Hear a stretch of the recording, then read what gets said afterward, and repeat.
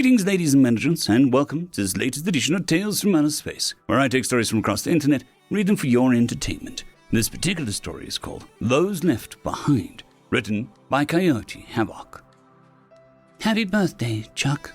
Joel slowly opened his eyes and looked around for the only person who ever called him Chuck. His room in the nursing home was dark, except for a single lamp that he'd made for his wife years ago. She was there, by the lamp, as young as when they'd first met. Sarah? Charles asked, surprised.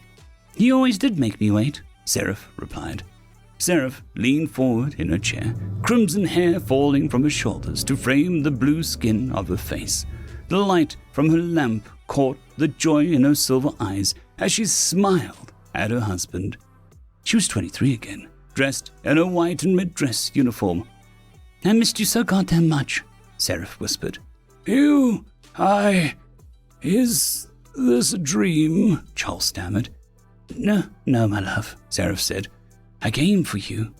Charles was having trouble breathing, and his heart hammered in his chest like he was 19 again. The last day of the war games on Eridani 3 came back to his mind. The joint ball and the lovely Hanakai lieutenant who had stolen his heart and made him work so hard to deserve her in his life. Seraph, his wife of 40 years, stolen from him over Kazmiri, was right here in front of him.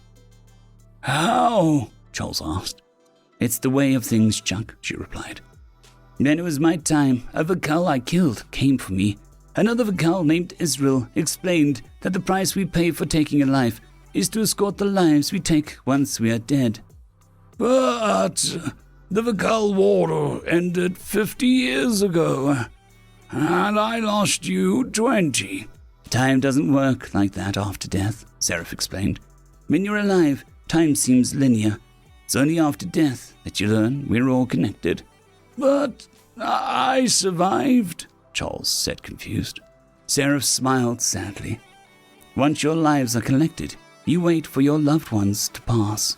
Then you can continue, Seraph said. I worked so hard to get you. I'm just waiting on you now. Charles nodded in understanding. I've missed you so much, Sarah, Charles said. Do I have any lives to collect? Silly boy, Seraph laughed melodically. I'm a sugar, a mechanic. No, you have no punishment, no lives to collect. So, when I go, Charles began. I go with you, Seraph finished. You're as beautiful as an angel, Sarah, Charles said. He felt weightless getting up from the bed. He felt no pain as he leaned in to kiss his seraphim.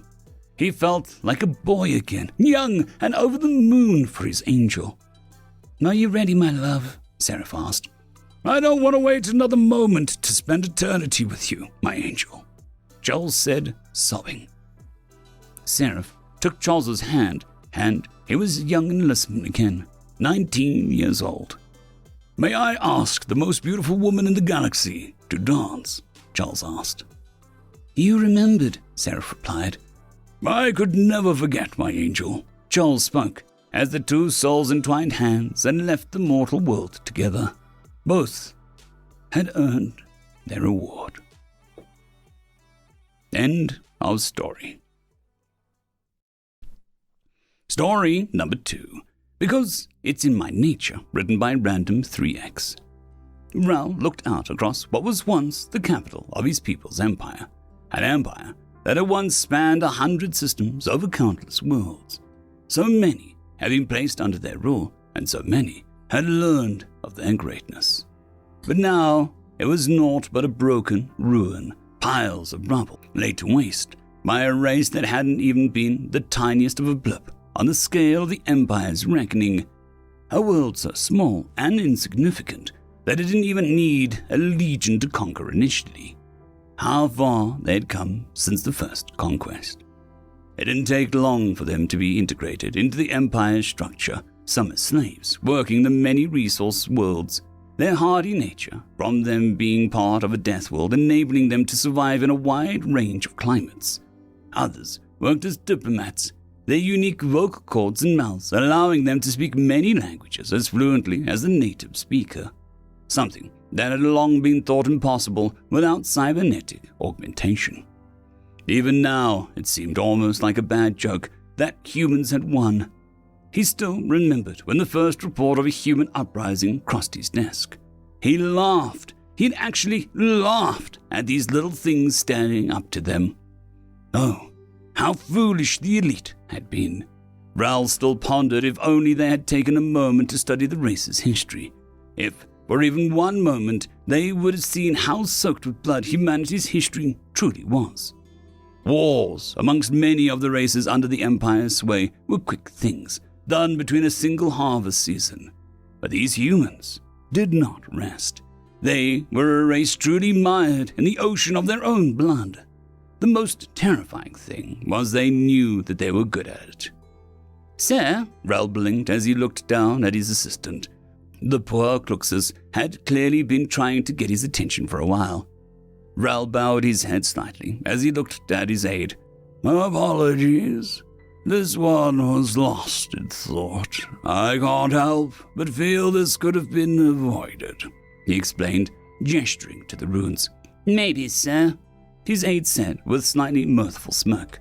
Ral chose not to reprimand him for his disrespect. The Kluxus had long since been part of the Empire's workings. It was easy to forget there was a time when all were not subordinate to the Ral people. "But the humans fought in a rather unique ways." Ral could only nod. "Indeed." It was the truth. Humankind had lacked the power to oppose them at first. So, as the humans put it, they rolled over. They let themselves be integrated, not out of loyalty or fear, but due to cunning. Many primitive races had been conquered, but humanity was the first to use their conquest as a means to grow stronger. As their willful integration, they were gifted with technology. They could traverse the borders of the Empire more freely. They gained weapons to deal with the pirate brigands. If only those gifting could have recognized the predators were sharpening their fangs and claws, waiting to strike. "They were like brigands at first," Ral commented. "Indeed, sir. Many hit-and-run tactics." "Well-coordinated tactics," Ral corrected. The humans had learned and studied the technology. Ral's people had put it to enthusiasm to serve or a desire to aid the Empire by lowering maintenance costs. Little did they know, they were looking for a weakness. It had started with fringe forces, though. A short raid here, a quick attack there. Nothing too major to be anything but rogue elements. But humanity used its skills well. While working as diplomats and translators, it began poisoning the system from within. A mistranslated word here or there can mean the difference between a world joining a fight or not. The war, though, truly began when all humanity rose up, along with countless allies. They had turned against the Empire. What had at first been thought to be a simple rogue group became a massive civil war. A war led by humanity and its countless centuries of spilling blood.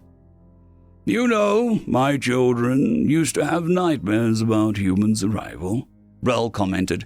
"They were terrified of the great humans coming to gobble them up. I assure you that we would never do that," a new voice declared as he approached the pair. "Ah, Captain Luke. Yes, sir, Ral." The human nodded with a smile. "How goes the rebuilding?" Ral asked, looking behind him at the parts of the capital the humans were helping rebuild.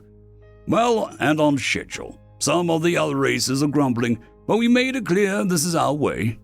"Destruction and construction?" the Kluxus asked. "You could say that. It could be that if we ease the suffering of war, an enemy today could be an ally tomorrow.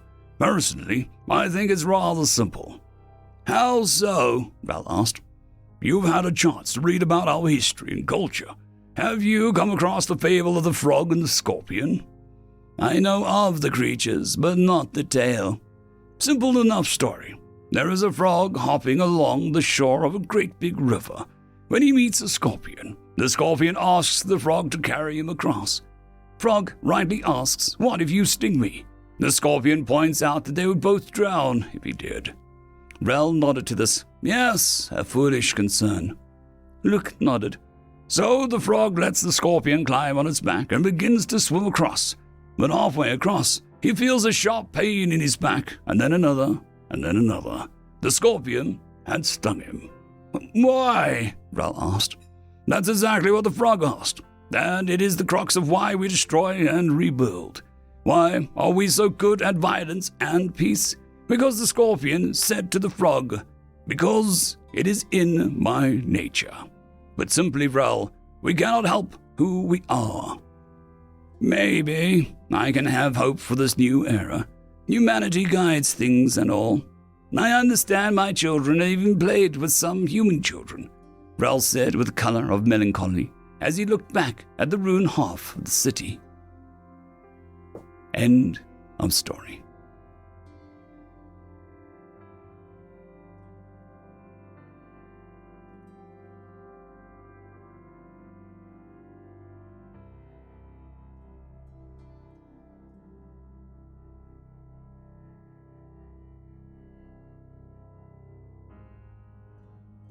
I would just quickly like to thank the T5 peeps, Dragon Soup, Cold War Boomerwaffen, Severin Cerberus, Red Panda 121, Leslie 517, Bushmaster 177, Caspar Arnold, Cam Maxwell, Sans the Skeleton, Lightjock, Dragzoon WRE, and Lord Azrakal. Thank you very much.